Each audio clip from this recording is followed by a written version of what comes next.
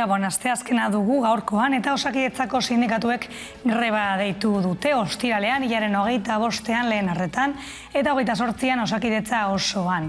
Eusko Jaurlaritzaren eta Osakidetzaren zuzendaritzaren inmobilismoa salatzeko eta murrizketa gehiago egiten ari direla iritzita. Eusko Jaurlaritzako osasun sailburu Gotzone Sagarduik ukatu egin du bart murrizketak egin dituztela, hori bai, Osakidetzan zailtasunak eta arazoak egon badaudela onartu egin du. Aurrez aurreko arretari dagokionez, esan dezakegu gutxinaka berreskuratzen ari garela. Une honetan, 50% ingurukoa da. Helburua pandemiaren aurreko datuetara iristea da, hau da, 65% ingurukoa. Bien bitartean Euskal Herria Bilduk bat egin du Osakidetzan deitutako mobilizazioekin eta Osakidetzako langilei babesa helarazi ez ezik. Osakidetzaren egoeraz ere mintzatu egin da Rebeka Ubera, Euskal Herria Bilduko legebiltzarkidea. Agerian geratu da Osakidetzak urtetan erantzunik izan ez duten gabezi estrukturalak dituela. Herritarren osasun arretaren kalitatea, okertzea eta osasun sistema publikoaren desmantelamentu iraunkorra gauzatzen ari da. Denbora luzez osasun profesionalen gain esfortzuari esker mantendu da osasun arretaren kalitatea, mantendu izan da sarbide erraz bat osasun sistema sanitariora, konsulta presentzialak bermatzeko, baina gain esfortzu horrek muga bat dauka, hori ezin da denboran luzatu. Eta momentu honetan goia jo du, osasun profesionalak esan digute gehiago ezin dutela, beraiek bakarrik ezin dutela osasun sistema publikoa eutsi. Ingurumeneko gaiei helduz, Muskiz aldera jarriko gara begira, izan ere Petronor enpresak beste behin inguruko errekak kutsatu egin ditu. Petronorrek uraren Euskal Agentziari bidalitako dokumentu batean onartu duenez, urtarrilaren erdialdean ibaira egindako isuketa batengatik irekitako ikerketari dagokionez, 30 litro hidrokarburo atera ziren bere instalazioetatik ingurune naturalera, eta kanporatutako substantzia C gasolioa izan zen. Konpainiak azpimarratu du ez zuela eraginik izan ez arrainetan, ez hegaztietan, ez floran. Hala ere Kantauri mendebaldeko arroetako isurketen arduradun Jose Errazkinek sinatutako uraren barnetxosten batek Petronorri jakinarazten dio 30.000 eurorainoko zigorra izango duela. Testu inguruan kokatzeko atzera egingo dugu salto. Urtarrilaren 16an uraren Euskal Agentziaren ikuskaritza zerbitzuak sos deiaken abisua jaso zuen Barbadun ibaian arena hondartzaren parean orbanak eta gasolio usaina agertu zirela jakinarazteko. Berehala bertatu ziren, baina gaua zenez eta ikuspena oso urria zenez ezin izan zuten egoera hori egiaztatu, nahiz eta hidrokarburo usaina sumatu zuten. Gauzak horrela urtarrilaren 17an urako ikuskatzaileak berriro joan ziren eremura eta isurketaren adierazle ziren irisazioak zeudela egiaztatu zuten. Haren jatorria ikertzaria ekin zitzaion eta horretarako Petronor enpresako langileekin harremanetan jarri ziren. Jaurlaritzak azaldu zuenez langile horiek instalazioak ikuskatu ondoren hidrokarburo isuriaren jatorria aurkitu zuten Kardeo eta Elberde erreken lotunean. Urak txosten analitiko bat du dagoeneko gertakariaren datuekin. Eragindako eremuak Barbadun itsasoratzen den Larena hondartza eta Kardeo eta Elberde erreken lotunea dira. Leku horiek guztiak Muskizen, Zierbenan eta Abanto Zierbenan daude, Bizkaiko mendebaldean, non Repsol taldearen findegi nagusia dagoen. Datu horien arabera bildutako uraren laginak pH eta eroankortasun balio normalak ditu, baina olioen eta koipeen, oxigenoaren eskari kimikoa eta hidrokarburoen balio oso altuak, kasu batzuetan ohikoa dena baino 10 aldiz handiagoak. Aipatzekoa da ez dela enpresak ingurumenean eragiten duen lehenengo aldia, 2 ingurumen aurrekari ditu. Bestalde, Nafarroako Parlamentuko Landa Garapeneko eta Ingurumeneko batzordeak animalien osasunari buruzko lege berria onartu egin du. Abereen osasunari buruzko Nafarroako legedi berriak gehienez 1250 abelburutan finkatuko du abeltzaintzako ustiategien tamaina. Lega osoko bilkuran martxoaren 3an onartuko dutela aurreikustena eta horrela Nafarroak makrograjen edadura mugatzeko tresna berria izango du. Valle de Odieta kooperatiba Kaporroson duen makrogranjan zentratu da. Gaia izan ere ofizialki 3.450 behi daude bertan, naiz eta batzuek dioten 5.000 ere badaudela. Nafarrako Justizia Auzitegi Nagusiak gaur egun indarrean dagoen legedearen arabera, 7.200 arte handitzeko aukera eman zion, baina Nafarroko gobernuak epai horren aurrean legedi aldaketa bultzatu zuen. Martxoaren 3 onartu nahi den legedia hain zuzen. Hala ere, arauak ez du Kaparrosoko makrogranja ixtea edo murriztea behartzen, baina bai eragotziko dio instalazioak handitzea. Klima larrialdiari dagokionez, azken egunotan Danimarkatik albiste triste bat iritzi zaigu. 200 bat itsas-hegazti hilda edo hiltzorian aurkitu dituzte Fano uharteko kostaldean. Ia 200 itsas-hegazti hilda edo hiltzorian aurkitu dituzte Danimarkako kostaldean astebetean. Danimarkako DOF ornitologia elkarteak jakinarazi duenez. DOFek zehaztu duenez, Kingfisher ornitologoak aurkitu ditu animaliak. 175 martin inguru eta zenbait lanperna musu eta fulmar. Fano uharteko kostaldean eta gozez hil direla susmatzen du. Erdiek lumaje ona zuten, baina eskeletikoak ziren. Fisher ornitologoa beldur da aurkitutako hegaztiak ez ote diren arrazoi horrengatik inguru horretan hil diren animalien proportzio txiki bat baino. Elkartearen arabera Danimarkako Eskagen udalerrian martinak eta beste itsas-hegazti batzuk hil dira azken hilabeteetan.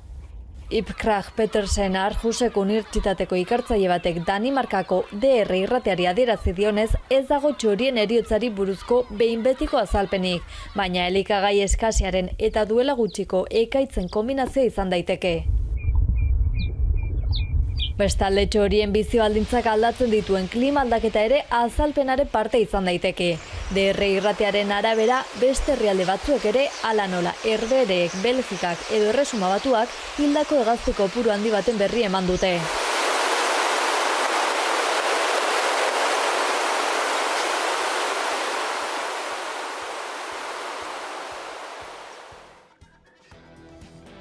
Bestetik, aurten bai, osasun neurri gehienak desagertuta inauteriak ospatuko dituzte Euskal Herriko toki gehienetan, batzuk egokituta, beste batzuk mugarik gabe, eta bestelako maskara bat jantziko dute asko ostegunetik hasi eta asteartera arte. Izan ere, inauteriak ate joka daude, eta Arabako txoko askotan ospakizunak prestatzen ari dira jada. Inauteriak ate joka dira eta Arabako txoko askotan ospakizunak prestatzen ari dira. Kanpezun esatera 2 urte hauetan ospatu ezin izan duten ohitura berreskuratuko dute eta bertako herri inauterien pertsonaia nagusia den Toribio errekara botako dute. Botatzen dute kanpezuko pertsonai famatua Toribio itzen dela errekara. Esaten dute Toribio zerbait gaizki edo zerbait txarra gertatzen zegunean bere kulpa dela. Osea, beti esaten digute pentsatzeko zerbait gaizkatera bada Toribioaren kulpa. Hain zuzen ere, Mendialdea Ipi ikastetxean kanpezuko herri inauteriak aukeratu dute gai bezala eta dagoeneko mozorroak prestatzen ari dira.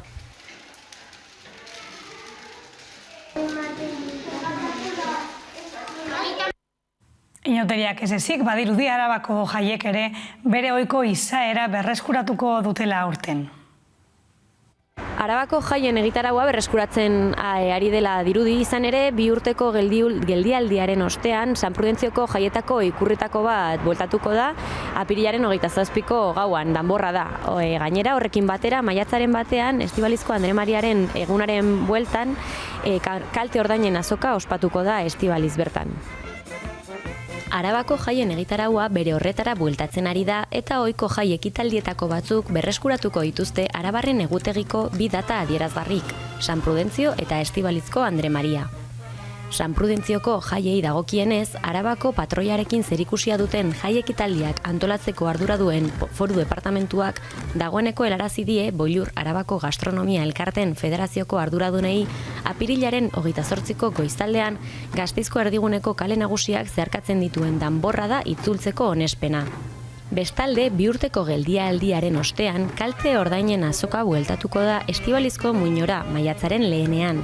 Azokaren izena antzinako ohitura bati zor zaio, izan ere maiatzaren batean bertan, arabarren artean sortzen ziren liskarren ebazpena egiten zen egun horretan. Erdi Aroko Araba elkartearen ardurapean, aurten bertoko ekoizle eta eragileen presentzia indartzeko eta berritzeko apostua egingo dute, eta ekologikoari eta kalitateari lehentasuna emango diote, artisautza, gastronomia, kultura edo hainbat kolektibotako postuak kombinatuz. Trainauteri garai honetan, etzeko giroan igarotzeko tarteak osatzeko programazio berezia eskainiko du Hamaika Telebistak, hortaz aparte, asteazkenero legez, hitzordua dugu Nafarreuei saioarekin, lehenengo pasea galduta, 10:00 gakoak saioaren ostean berriro ikusteko aukera izango duzue.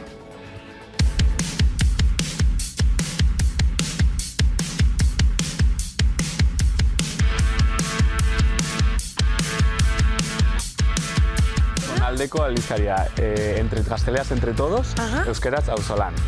Bi izen ditu? Bai, delako bi hizkuntzako aldizkari bat delako, gazteleazko zatia entre todos eitzen da, eta auzolan euskerazko zatia. Bi edizio, ez? Bai. Bat hemen, Izarbegi bat, hemen Garesen, eta bertzea Lizarraldean. Hori da, bai.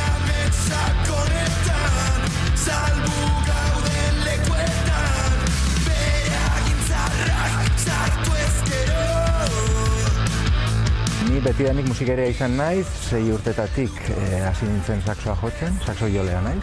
Eta hasi ginen egiten kontzertuak hemen justu zonalde honetan, duela 8-10 urte edo urtean behin egiten genuen kontzertu bat. Eta diska ateratzen nuen, eta diskaren aurkezpena egiten genuen hemen.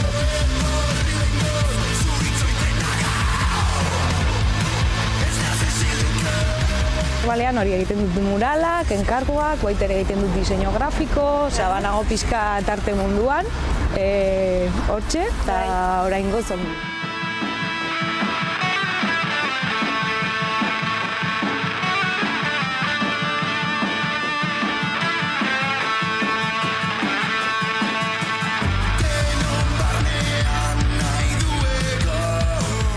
Zer da hori?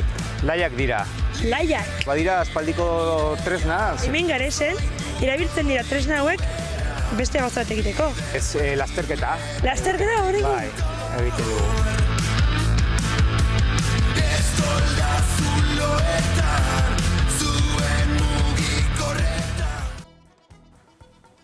Bestalde, kolpez saioa izango duzue gaueko 10:00 ere, eta gizonez mozorrotuko dira kasu honetan soldata arrakalaren nazioarteko eguna izan dela.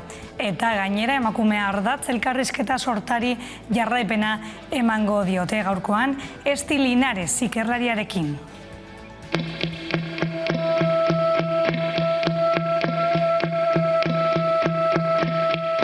Egongo garela eta feminismoek egongo dira lekuan eta bertaratuko garela, seguru. Hor egongo dira gure gorputzak, gure ahotsak eta jarraituko egingo dugula. Eta da bidea gauzak eraldatzeko eta bestelako akademia, bestelako ikerketak egiteko eta ikusten ari gara, ezta? Bestelako aukerak ditugula eta bestelako espazioak eraiki egin ditugula. Eta jarraituko dugu, nik beti aipatzen dut, ezta, lankide baten, ezta, ahotsak behin esan zuela, zer egin aldezakegu honen kontra, ezta, edo sistemaren kontra. Eta berak aipatu egin zuen, ezta, bera Nerea Barjola da, eta berak aipatu zuen, horren kontra zer egin aldezakegu? Pues feminismoa, gero feminismoa eta berriro feminismoa, ezta? Eta hori esango nuke, zer egin aldezakegu? Feminismoa, gero feminismoa eta berriro feminismoa. Hori izango da bidea.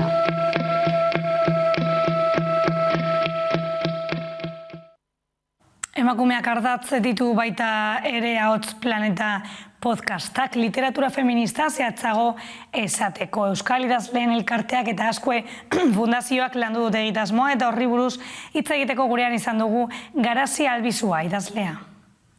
Xedea pizkal bazen nolabait horren bestetu dugu feminismoa eta irakurtzen dugu feminismo hori atertzea ere podcastean eta Idoia eta biok sortzen dugun elkarrizketa bebai jartzea, ez?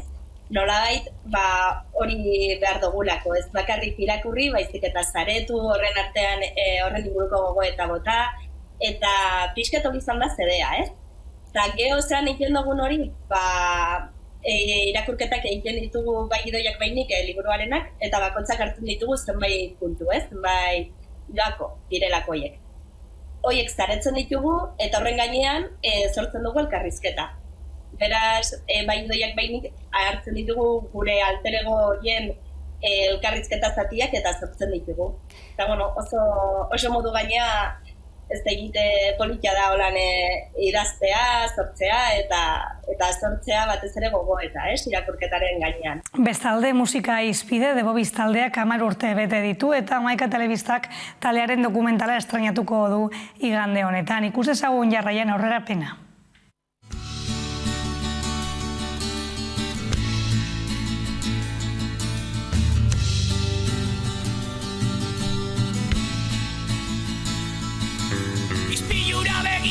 Begira da galduaz, atzean utzitakoaz oroitzena. Esperantzaren bide luzea, zerbait hobea aurkitzekotan, aspalditik gizarteak epaitu eta erabaki hau hartzera behartua. Ez nago ezer garaituko, hortzak erakutsi eta aurrera, berurratzean utzita aurrera.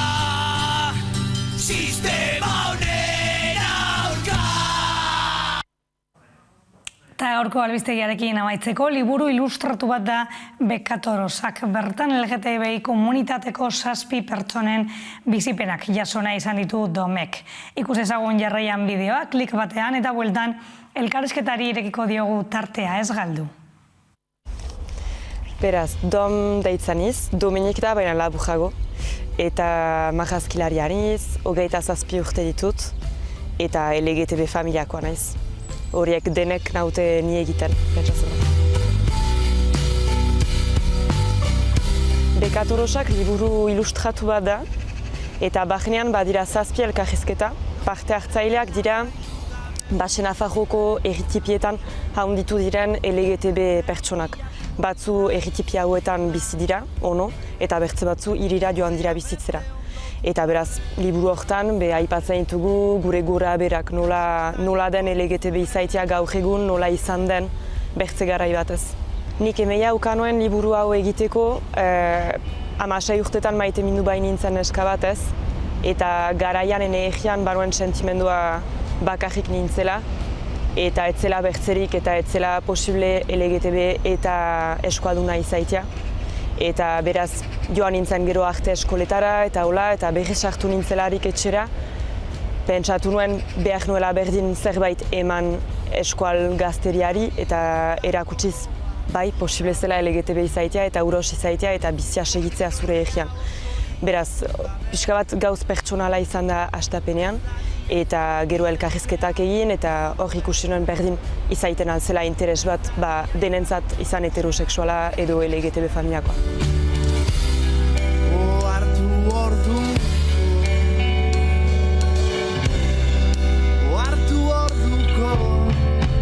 Pentsatzen dut, biziki luzaz LGTB pertsonak egon girela diskretuki izan irainak bizi baitituzu haurtzaroan, kolegioan, biziki fite bertzek ikusten dute desberdina zirela, eta beraz estrategia batzu ezartzen dituzu plantan diskretua izaiteko, integratzeko bertzeekin, eta isiltasunan ere maiten duzu zure bizia, coming outak egin gabe, sobera erakutsi gabe, eta heteronorman sartzeko, bertzeekin untsa haitzeko eta bertzeekin untsa pasatzeko.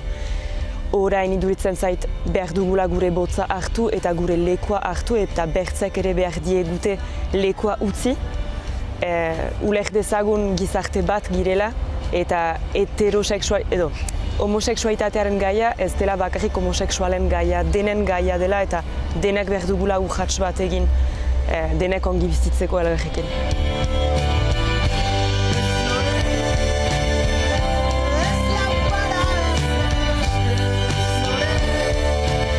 Bekatorosak izena gintzen txiste bat bezala, enen eskalagunarekin joeten ginen famili bazkari batera eta berantean ginen, eta ene lagunaren aitak txiste gisa ejan zaukun, hoja bi Bekatorosak.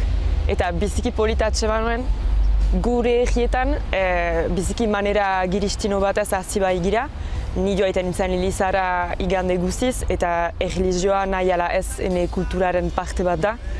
eta Bortxaz Elizan mezu sexistak eta homofoboak entzun ditut berazene haurtzaro osoan, eta bekatorosak, txiste bat da bai bekatorosak gira, eta berdin nahiago dugu bekatorosa izan, eta autu bat da bekatorosi zaitea. Da pixka bat irain bat hartzen duzun bezala, marikoi hartzen duzun bezala, eta hori bilakatzen dela zure nortasuna, enea bilakatu da bekatorosi zaitea eta ahoi zaitea hortaz.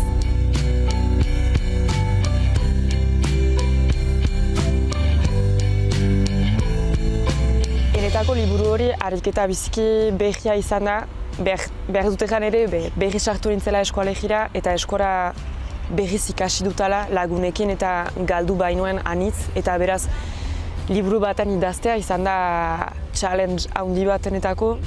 Elkarrizketak ziren, beraz nik ez dut sobera senitu idazten ari nintzela eta berriz idazten nintzen jenden hitzak, baina enetako izan da esperientzia biziki eder bat berriz konektatzeko ene hizkuntzarekin eta konfiantza hartzeko ene baitan eta hori dena. Eta gainera interesgarria izan da gero elkarrek argitaratu baitu Donostin, eta beraz izan da lan bat ere iparraldeko hitzak usteko, baina gramatikan alere batuaz pasatzeko, eta izan da olako mugimendu interesgarri bat mugaren gaindi. Bizentzutan pentsatzen dut interesgarria dela. Ajera biziki ona ukandu, mementoan, bakarrik gauz positiboak aitzan ditut, eta bai prentsari esker eta jendek ere anitzek ejan didate gauzak ikasi dituztela, gero baitut ere anitz gazte, mezuak bidali dituzten nola Instagramen eta erraiteko ni egi hortakoa naiz eta gehi naiz eta bakarrik senitzen naiz, edo badira gazte batzu ere pixka bat ikertzen ari direnak haien seksualitatea eta pentsatzen dut eskertu dutela liburua, pixka bat ikusteko ez zirela bakarrik eta posible ez dela LGTB izaitea. Beraz bai, oroak denek egin date aski interesgarria zela eta ukaltut kritikak ilustrazioan gainik eta hori normal da. Da artean ez duzu denei preziarazten zer egiten duzun eta hor olako kritikak biltzen dituztelarik da gehiago irria eskabatzen zaitz eta normal da.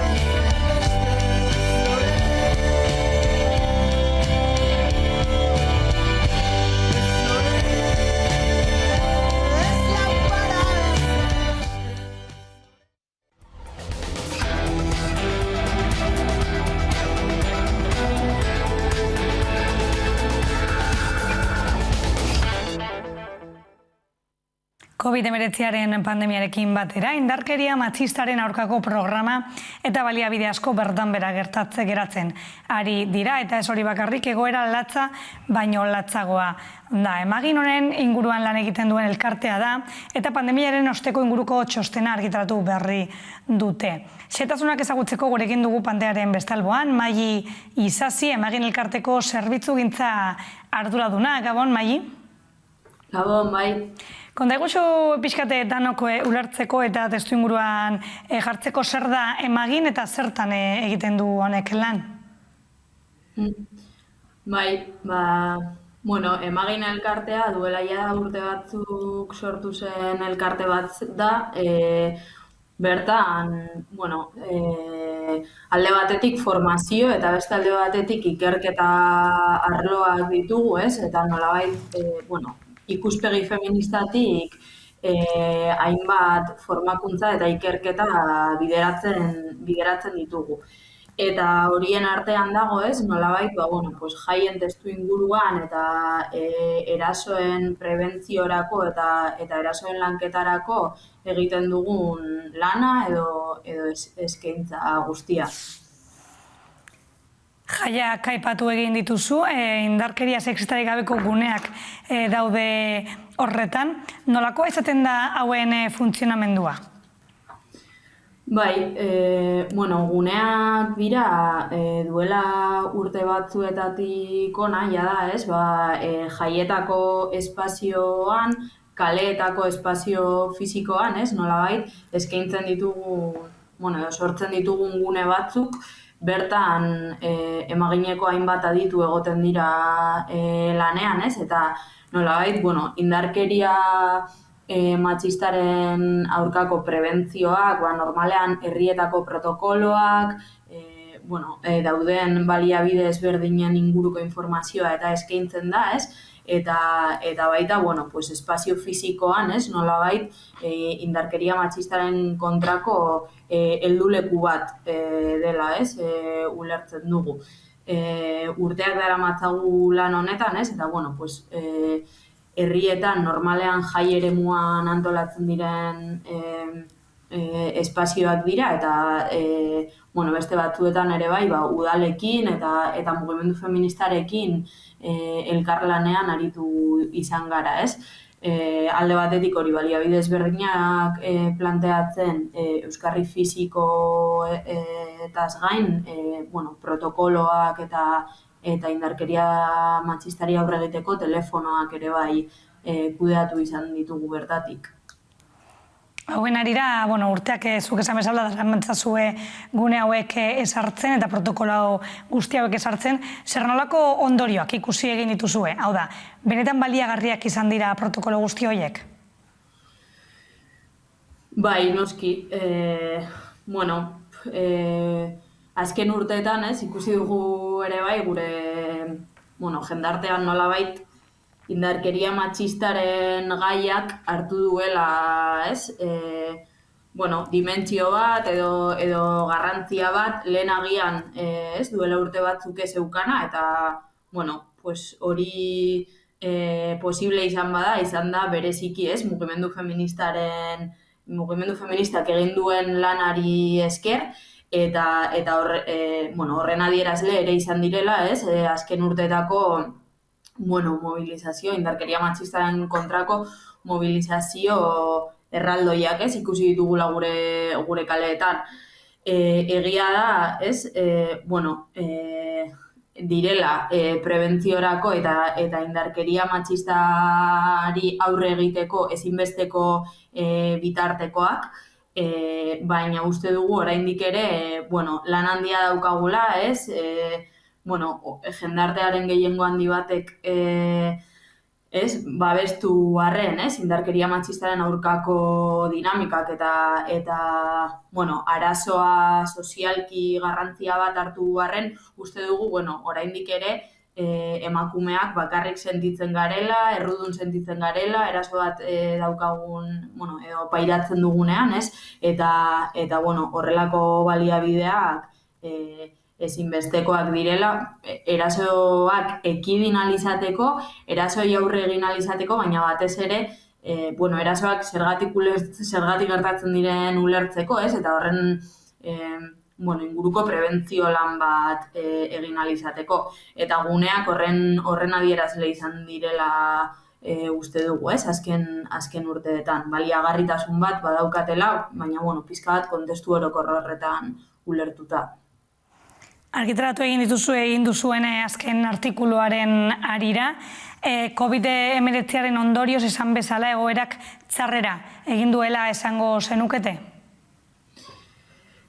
Bai, txarrera egin du uste dugulako, gaur da momentua non pandemia hasi zenetik gurean, ia 2 urte pasa diren, eta okerrera egin du alde batetik eraso matxistak ez direlako desagertu eta ere gutxitu, baina horren inguruko baliabideak eskaintzeari utzi saiolako, nolabait. Alde batetik, espazio publikoan agian azken 2 urteetan pandemiaren eraginez gutxiago ibili garelako, eta zentzu horretan eskutuan eta geratu dira hainbat kontu, baina hori espazio publikoa berreskuratzen hasi garenean ere bai, jai ofizialik egonez delako eta bar, ikusi dugu nola indarkeria matxistaren aurkako planteamenduak eta programak moztu egin diren eta gainera ez diren berpentsatu.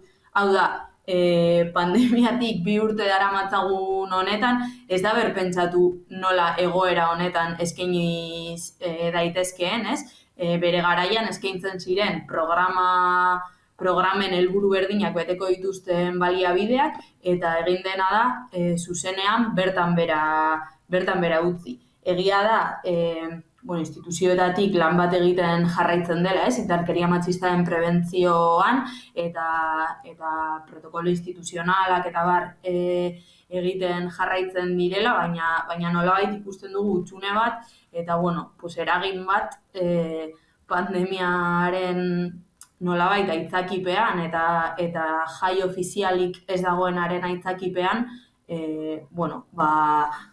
hori baliabideak gutxitzen ari direla eta askotan inkluso bertan bera geratzen ari direla. Eta gizarteari dagokionez, Maili, pandemiaren eraginez, zuek uste duzu indarkeria matxista bigarren lerrora pasatu egin dela bebai?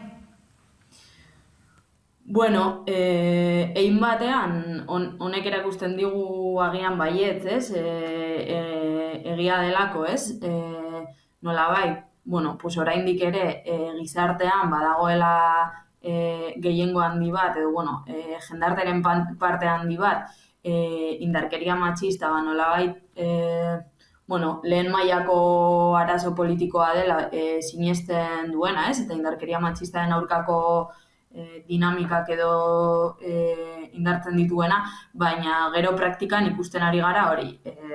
Ez direla nolabait horretarako berme eta baliabideak jartzen, beste kontu askotarako bideratzen delarik, diru publikoa eta bideratzen direlarik baliabide publikoa. Orduan, eztabaida sozialetik nolabait, igual bigarren plano batera pasatu da, eta gainera baliabide publikorik eskaintzeari, utzi egin zaio.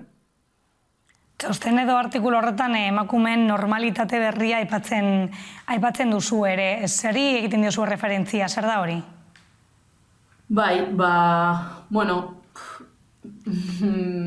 pandemiak eragin du nolabait guztion bizitzetan apurketa bat, eta normalitate berriaren inguruan hitz egiten dugu, eta egin batean, aukera bat bezala irudikatu zitekena, edo aukera bat bezala bizi zitekena ikusten ari gara, emakumeontzat normalitate berria, normalitate zaharraren antzekotasun asko dituela, eta gainera ikusten ari gara, eta guk ere pizkat kezkaz bizi dugu, bereziki aisialdi eremuan, jaigiroetan eta aisialdi eremuan, balio askatzaietatik oso urrun kokatzen diren, jarrera batzuk eta giro batzuk identifikatzen ditugula. Alde batetik, erasoak gertatzen jarraitzen direlako, eta inkluso ematen digu sentsazioa, nolabait impunitate igual gehiagorekin, oso giro desfasarekin lotutako giro bat, eta toki askotatik iritsi zaizkigu ere bai nolabait horrelako komentarioak, kezkaz bizi dela espazio ezberdinetan, oso jarrera oldarkor eta maskulinoak, espazioaren erabilerari lotutakoak, eta nolabait badagoela hori lehen esan dudana, balio askatzaietatik edo emakumeok libreki bizi ahal izateko, modu batetatik oso urrun kokatzen den giroa oraindik. Orduan, horrela bizi dugu nolabait, edo uste dugu hori dela gutxi gorabehera, emakumeon gehiengoa normalitate berrian bizi behar duguna. Eta zeintzuk dira zuen ustez emakumeen eskura egon beharko liraketen tresnak edo?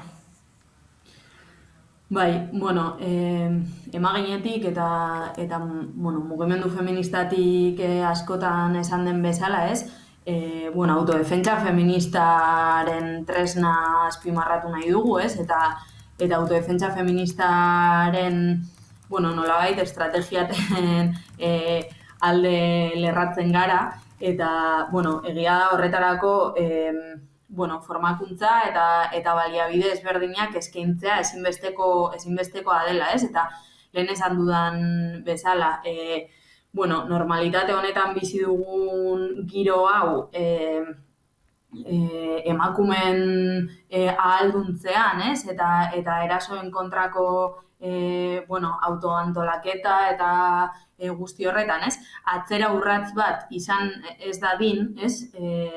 Uste dugu orain dela momentua, ez? Bizi dugula horrela momentu garrantzitsu bat, inbertsioak egiteko baliabide hauetan, inbertsioak egiteko emakumeen ahalduntzerako tresnetan, inbertsioak egiteko indarkeria matxistaren aurkako tresna eta protokoloetan, eta hori guztia eskura egon dadin. Esan dudan bezala hori, erabakiak eta baliabideak jartzea, ez? Nolabait, indarkeria matxistari aurre egiteko, eta hori pasatzen da, nolabait, ez? Emakumeon ahalduntzetik eta emakumeok, autodefentsa feministarako tresna individual zein kolektiboak izatetik, ez? Eta orain, Maili, osasun neurri gehienak desagertuta, pixkat etorkizun hurbil horri edo begira, sarraskatzen diezue instituzioei? Hori, oinarrian, daukaten ardurari ez ies egitea. Hau da, ikusi dugu nolabait, ez? Azken hilabete hauetan kostatu egin dela, eta berpentsatzea horrelako mekanismoak, eta uste dugu hori, orain ere momentu garrantzitsu batean kokatzen garela, 6. olatuaren amaieran, oraindik ere pandemia gurean jarraitzen du, edo pandemiaren arrastoek gurean jarraitzen dute, eta uste dugu hori, ezin dela berriro gertatu edo gertatzen jarraitu instituzioek daukaten ardura horri uko egitea, ez? Neurri mugatzaileak daudelako bakarrik edo neurri mugatzailerik ez egonda gaur egun, ez? Kokatzen garen eszenatokian bezala. Orduan, eskatzen dioguna da instituzioei euren ardura bete dezaten, eta euren ardura betetzeko hori erabaki nolabait kontundenteak eta inbertsio ausartak egiteko nolabait momentua dela. Besterik gabe, Maili, mila esker tarte hau guretzat edo gurekin eskaintzeagatik. Mila esker Eta eskerrik asko zuen lanagatik ezinbestekoa dugula eta. Eskerrik asko zuei, bai. Agur. Eta zuek ez mugitu, jarraian zinegoak jaialdiaren informazioa izango duzu sakonean, eta bueltan solazaldia izango dugu gurean, orain arte. Ni nahi dudana izango naiz. Nahi dudana izango naiz. Ni naizena naiz. Con diversidad, con libertad. Libre. Zinegoak Bilboko zine eta arte eszenikoen LGTBI jaialdia da. Aurten aldarrikatu gure duguna da, inposatutako etiketarik gabe bizi nahi dugula. Askotan bizitzan ipintzen dozku ez etiketak, gizarteak berak inposatzen dizkigutenak, eta guk uste dugu etiketa horiek nahi badugu gainetik kendu alditugula, guk gureak sortu alditugula, eurekin jolastu, esperimentatu, berriak asmatu, eta nahi duenak behintzat etiketarik izan, horiek hartu eta ozen aldarrikatzea. Orduan aurtengo kartela hildo horretatik egin dugu, hainbat hitz berreskuratu dugu euskeraz, Euskal Herri osoan erabili izan direnak, soropila, lumatza, kapasa, guk ere beste esanahi bat eman diegu eta 4 haizetara zabaldu dugu.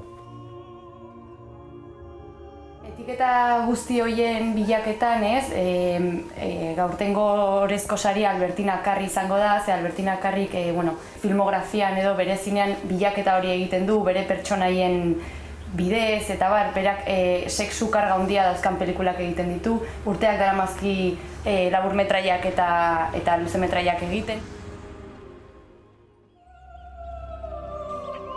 Bai, zorionez aurten zinegoak aurrez aurre antolatzeko aukera izango dugu, igaz lortu genuen osta-osta, baina ez genuen gonbidaturik izan nazioartetik, aurten bai, Marenek esan duen bezala Albertina Karri izango dugu, baina beste asko bai etorriko dira, zinegoak proiekzio bat baino gehiago da, topagune bat da, jendearekin elkartzeko, saretzeko, realidade berriak ezagutzeko, begirada zabaltzeko, eta uste dugu aurton otsailaren 28tik martxoaren 7ra hori egiteko aukera izango dugula, eta beraz oso pozik gaude. Nik uste aurtengo edizioan aipatzekoa dela, nobedade bezala laburmetraietan 2 atal berri sortu ditugula, maitasun poliedroak eta trantsizioak, ez? Eta, lehen urteetan bezala edukiko ditugu emakume zuzendariak osatzen duten laburmetraien atala, eta baita haurtzaroa eta nerabezaro transak jorratzen dituzten laburmetraiak ere bai. Orduan hori, Fik, Dok eta Krak, horiek guztiak egongo dira Golema Alondiga zinemetan, eta gero badira gai bi batez be gure programazioan askotan agertuko direnak. Bata da apur bat, euren sexualitatea askatasunez bizitzeagatik edo horren saiakera egiteagatik jasarpena jaso duten edo represioa jaso duten personen istorioak munduko hainbat herrialdetan, baita gurean ere, hori alde batetik, eta gero GIF virusarena, ezta? 40 urte bete dira GIF virusa agertu zenetik, eta justo gainera gu orain beste pandemia baten erdian egonda, iruditzen zitzaigun ere oso importantea, gai hori lantzea, ondino ere estigma sozial handia badagoelako gai honen inguruan edo gizarteak badaukalako, ez? Eta orduan beharrezkoa ikusten dugu bebai, gure kasuan zine eta kulturaren bidez gai hau lantzea.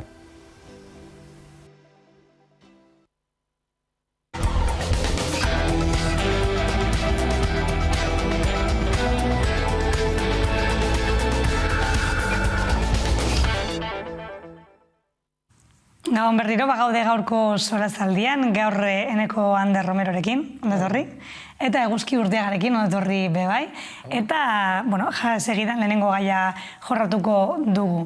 Adinekoa naiz ez ergela kanpainaren ostean, bankuek ordutegiak eta adinekoentzako arreta hobetuko dituztela iragarri egin dute. Bankuetara doazen hegoaldeko 75 urtetik gorako bezeroek goiz osoan aurrez aurreko arreta hartzeko eskubidea izango dute aurrerantzean. Bankuen patronalek eta Espainiako gobernuak hainbat neurri adostu dituzte adinekoek hartzen duten arreta hobetzeko. Borondatezkoak dira oraingoz. Pertsona asko atzean geratzen ari dira. Zuen ustez, akordio hau nahikoa izango da? Hombre, borondatezko akordio bat izango da, eta ikusiko da azkenean manketzek zein punturaino beteko duten. Egia da azkenean manketzentzat puntu lehiakor bat egon aldala neurri hauetan. Zeren eta azkenean zerbitzu gehiago eskaintzen dituzte, kliente gehiago izango dituzte lakoan egongo dira. Dena den, herri honetan badaukagun nolabaiteko hegemonia edo monopolio handi bat, Bizkaian gitzienez Kutxabank eta Araban Kutxabankekin, eta ikusi beharko dugu zentzuk diren hartzen dituzten neurriak eta benetan aurrera pausoak egoten diren.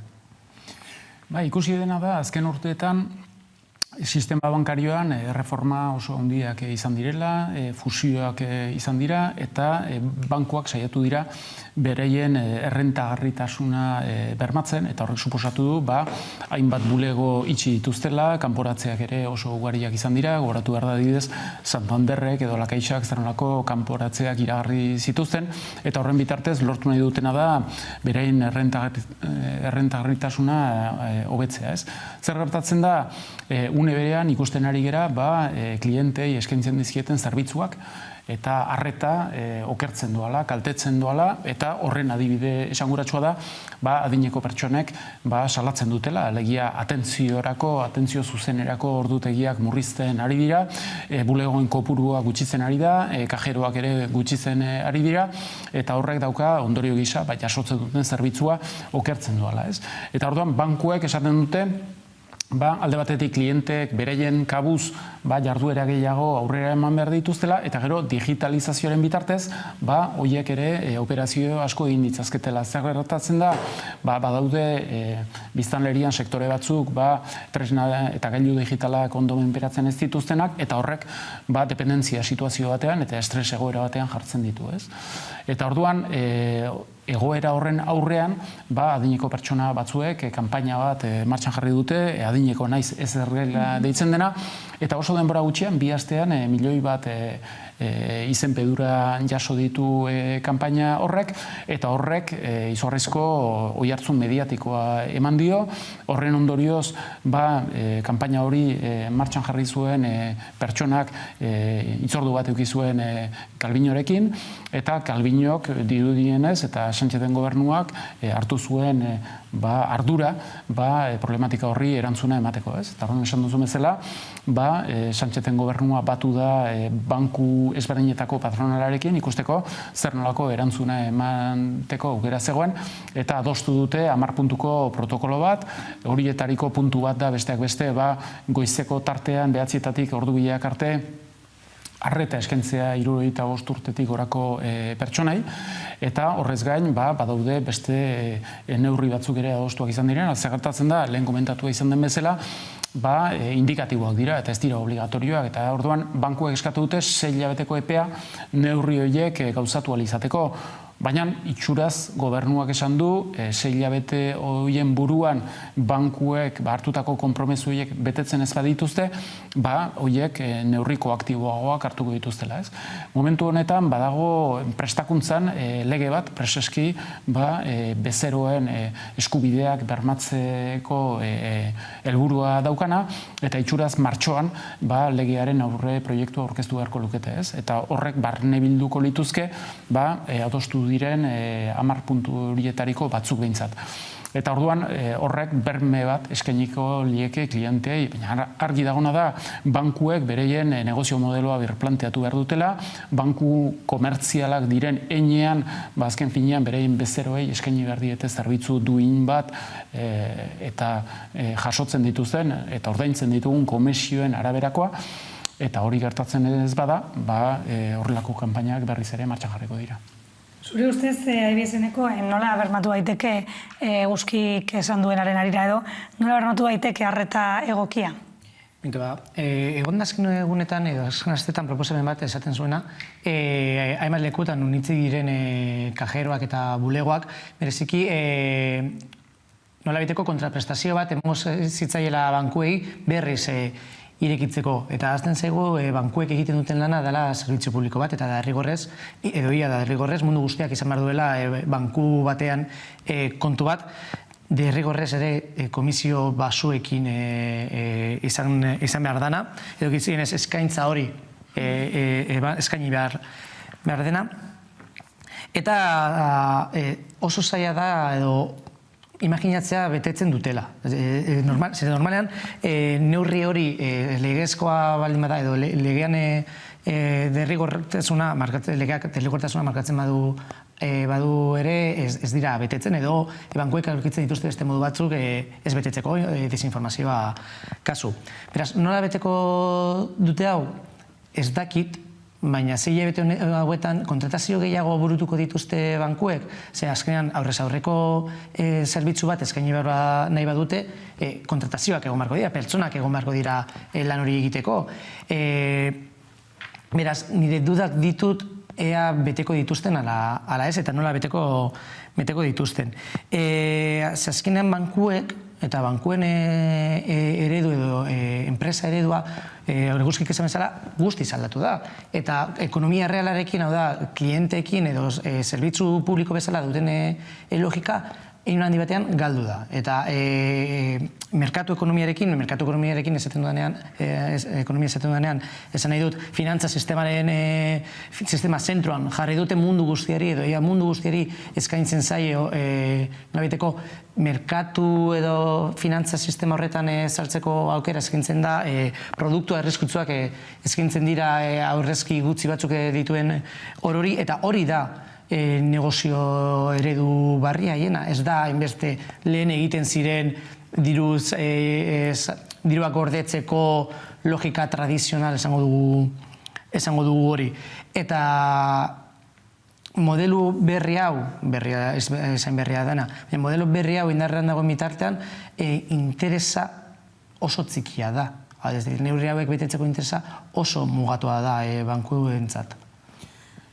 Luzaroan bankuen negozio modeloa oinarrituta zegoen aktibitate komertzialean. Alegia, partikularrei edota enpresei prestamoak egitean, plazo determinatu batzuekin eta interestasa batzuk kobratuz.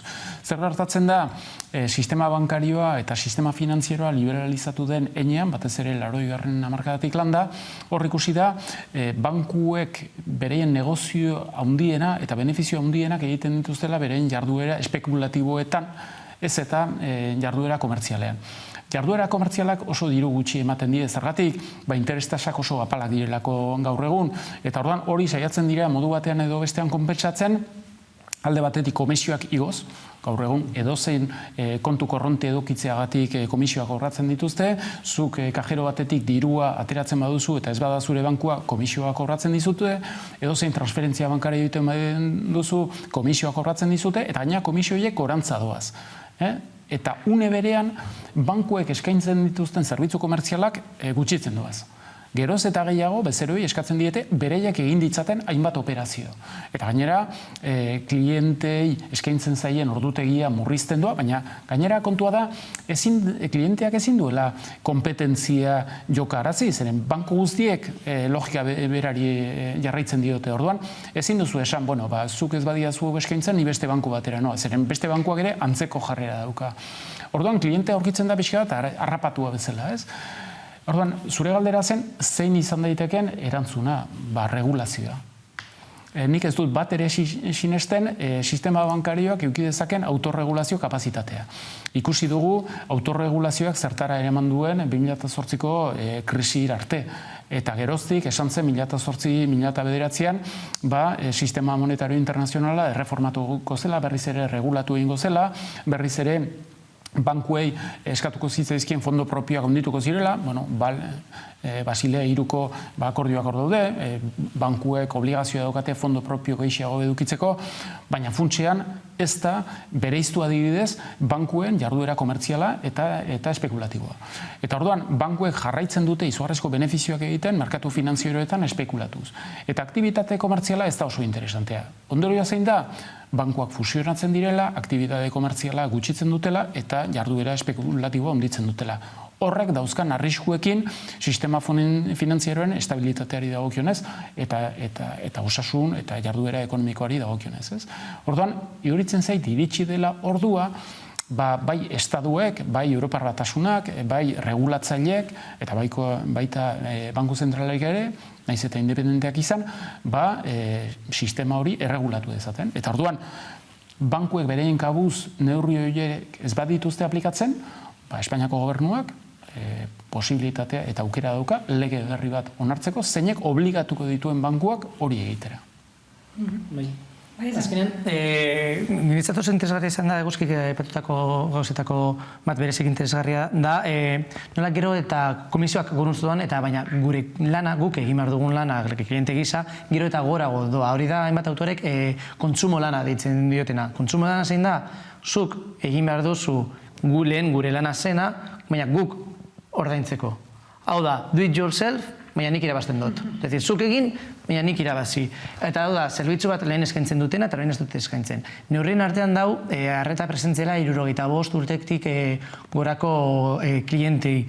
Baina askotan egin behar ditugun, karo, pentsatu aldugu, bankuan egiten duguna dela, dirua atara, transferentzia bat egin, dirua sartu, gauza nahiko simpleak, baina gero beste gauza batzuk ere egiten ditugu bankuetan, eta zailak dira, konplexuak dira. Askotan gure aurrean ditugun interfazak konplexuak dira eta ez ditugu ulertzen. Orain epaile batek esan du, errenta aitorpenarekin gertatu zen guztiok egin behar izan genuen aplikazio edo aplikatibo batetik guretzetatik, hori esala guztiz legezkoa. Ze jendeak ezin du, baina ez jende nagusia, berez. Dau jende asko, esain gaztea, inkluso gaztea dena, ez dituen ulertzen aplikatibo digitalak zailak direlako. Ureltzeko zaiak direlako. Eta horren aurrean, aukera bakarra da, ze akaso telefonoz deitzea, saiatuz telefonoz konpontzen, edo gaur egun bankura jun, eta askotan modu sozialetan, ventanillako jendearekin egon, eta ikastea nola erabiltzen den kajeroa. Eta nik ulertzen dut, dauz banku batzuk eskaintzen dutela nolabait komisiorik gabeko edo komisio oso gutxirekin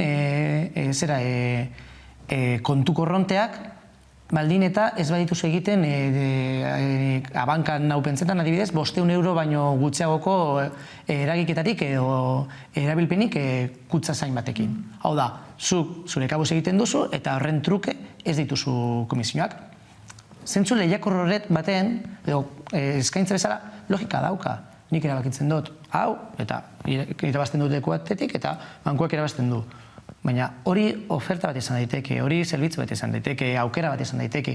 Baina hori orokortzen danean, eta banku guztietan ikusten dugunean, azkenean, monopolio, oligopolio horren esku gaudelarik, jende askorentzat ez nagusia, baizik eta askotan ez da jende nagusia, da ikasketarik gabeko jendea, da jende pobrena, da etorkinak atzerriko hizkuntzetan hitz egiten dutenek, arazo gehiago izango ditugu eta izango dituzte. Bankuen edo banketzen inguruan ari gara, baina arrakala digitala ere beste eremu batzuetara eratu da, adibidez, osasun gintzan. Bai, pandemiaren krisian gertatu zena zen, geroz eta gehiago presentzialitatea ezinezkoa zen enean, hartu emanak telematikoak izaten zirela, edo telefonozkoak izaten zirela, eta asko, operazio asko, modu digitalean burutu behar zirela, ez? Eta horrek benetako arazoak planteatu ditu. Argi da ona da, adineko pertsonak bereziki kaltetuak izan direla, baina gu ez gera informatikoak. Alegia, gauza askotan eta operazio batzuk aurrera eman alizateko eta aplikazio batzuk bereziki konplexua dira, burua usteak dira. Suposatzen dute, denbora galtze bat, suposatzen dute, estresa, suposatzen dute kasu batzutan, bertan bera uztea, hitzordu batzuk, eta horrek ukan ditzazken ondorio medikoekin. Eta azpidiagnostikoaren arriskua ere handia izan daiteke. Beraz, iruditzen zait, telematikak badaukala bere interesa, eta ikusi dugu konfinamentuaren garaian aukera ematen zuela harreman minimo bat mantentzea eta zerbitzu bat eskaintzea. Kontua da, horrek ere hainbat kostu aurrezteko aukera eskaintzen duen diola besteak beste administrazio publikoari, eta orduan, behin pandemia bukatuta, agian tentazioa egon daitekela ere, maila batean behintzat horrekin jarraitzeko, ez? Zeren, noski, presentzialtasunak eskatzen du, langile gehiago, suposatzen du kostuak ere handitu egiten direla, eta orduan, pandemia garaian, zirudien dirua, eta bereziki diru publikoa, zerutik zetorrela, eta orduan, barra dirua gastatzen zela. Espainiaren zor publikoa, PIB-aren 20% hazi da. Zer gertatzen da?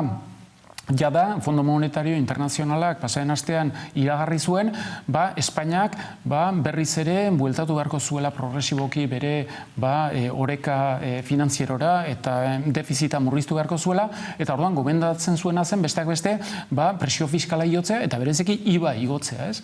Orduan, hor ikusten ari gera musika hori, bai Espainian eta bai Frantzian ere pixkanaka entzuten ari gerala, eta behin ja pandemia bukatuko delarik, iritsiko da faktura ordaintzeko tenorea. Eta orduan, galdera izango da, nok ordainduko duen. Orduan, bai enpresek eta bai administrazio publikoek, saiakerak egingo dituzte bereien kostuak murrizteko eta bereien kudeaketa optimizatzeko. Eta orduan, telematika eta digitalizazioa izan daiteke vektore bat hori ahalbidetzeko. Ez erabat, horrek ez du aukera emango defizit guztia horren bitartez murriztea, baina pauso bat eta modu bat izan daiteke. Eta iruditzen zait arriskua dela. Zeren, pandemiak erakutsi duena da jendeak aurrez aurre eta elkartzeko beharra daukala. Gizaki sozialak gera zentzu horretan. Eta orduan, bereziki adineko pertsonek pandemia garaian bakardadea sufritu dute. Orduan, horiek behar dutena da harreman zuzena. Behar dute lagunduak izan. Behar dute azken finean hartu eman hori aurrera eraman dadin. Eta esaten duzuna, hasiera bankuekin eta orain ari era zerbitzu publiko eta hitz egiten, baina logika oso antzekoa da. Osakidetzaren adibidea jarri duzu, nik adibidez, pertsonalki 28 urteko natibo digital bat zela, oso pozik nago Osakidetzaren aplikatiboarekin.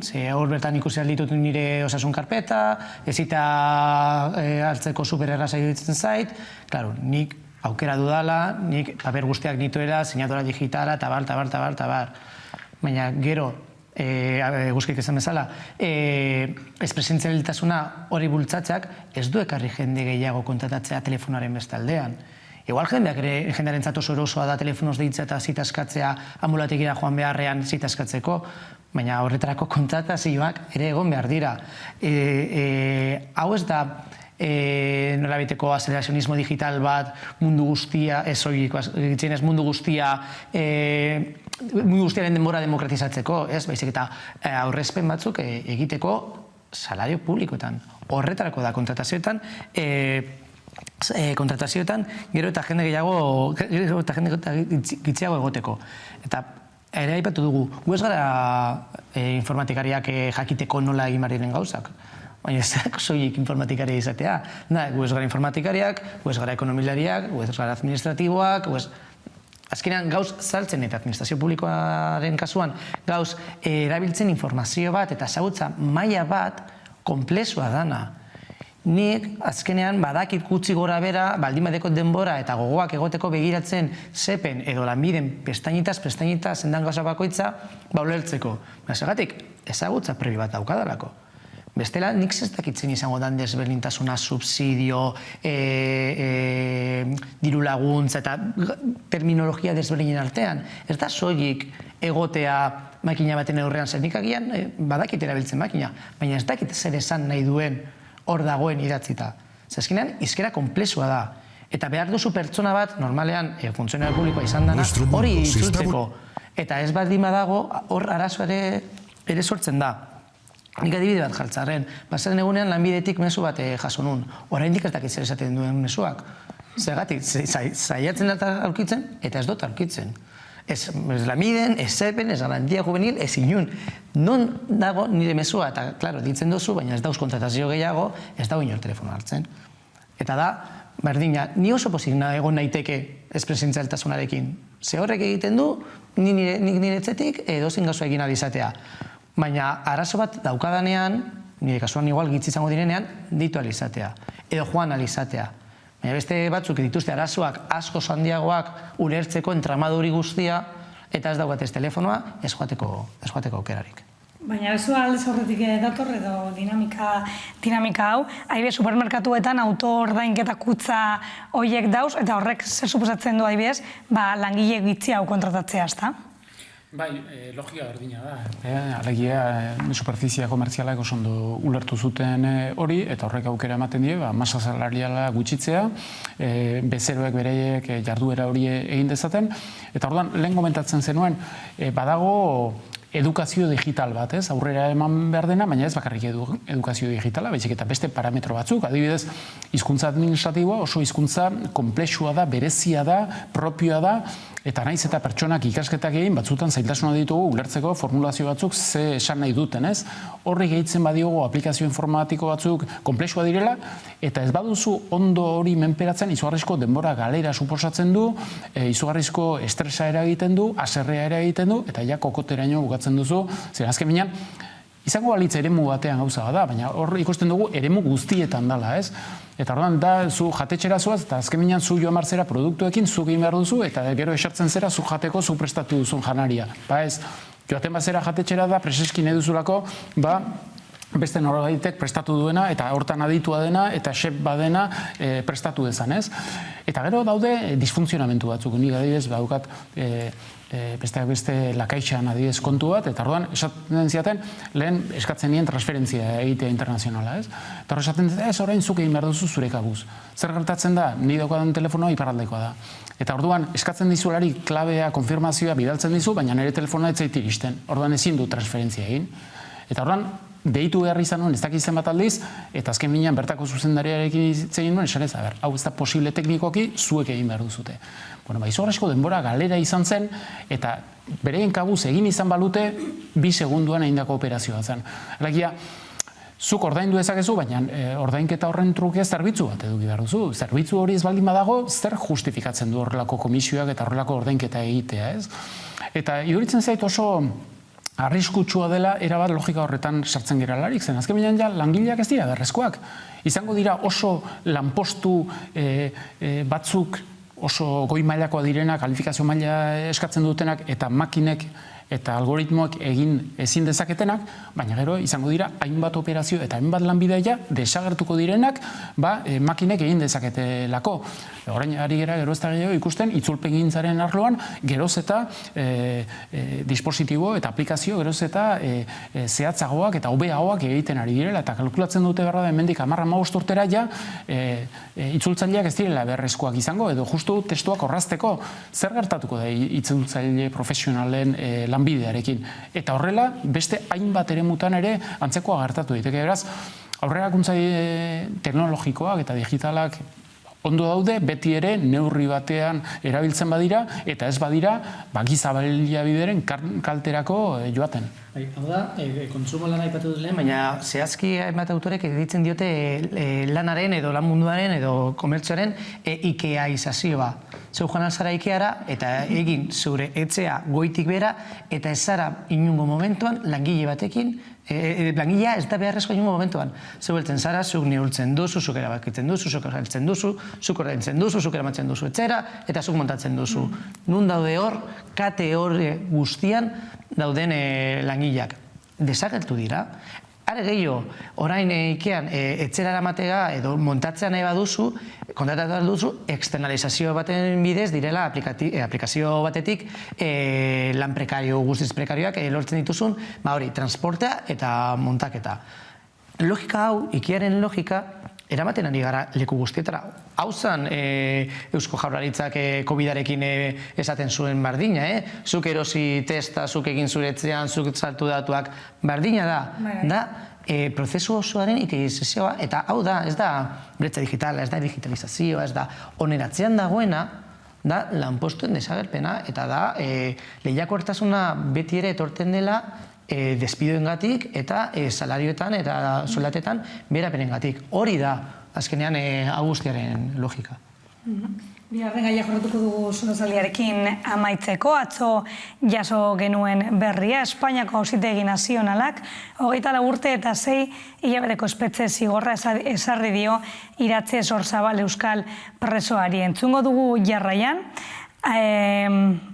aber non dago? Arkaitz Rodríguez sortuko idazkari nagusiaren hitzak. Eskandalagarria, torturatua izan den persona bat espetxera bidaltzea, 24 urterako. Hemen mundu guztiak dakielako, inork gutxi jartzen duelako zalantzan Audientzia Nazionala eta Audientzia Nazionalaren jarrera babesten duten bakar batzuek izan ezik, Iratxe Sorzabal persona hau torturatu egin zutela eta bortxatu ere bai komisaldegian. Zoritxarrez, Audientzia Nazionalaren gandik ohituta gaude, halako ebazpenak jasotzera. Eta inbatean ez dugu, besterik espero, naiz eta esan beharra dagoen zalantzari gabe onuragarria eta desiragarria litzatekela guztiz bestelako, jarrera bat izatea. Arkaitzek dio, egia esan da zutela zer gehiago espero Audientzia Nazionaletik. Zer iritzi duzue honen inguruan? Gogoratu behar da, lata guziz ere, leporatzen zaiona da, 1996an atentatu batean parte hartu izana, bertako Gijongo auzitegiaren kontra, eta gero,